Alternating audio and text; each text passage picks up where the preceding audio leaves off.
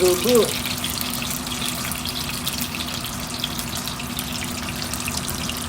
Gugu. Do. Ito yung aming ulam for today. Lunch na lang. Ayan, salmon. At saka baboy ng prito gugu. Wala nang tayo magluto. Mabilis Ayan, siya magluto. kain kami kasi may bisita kami itong aming lunch na lunch. May bisita namin.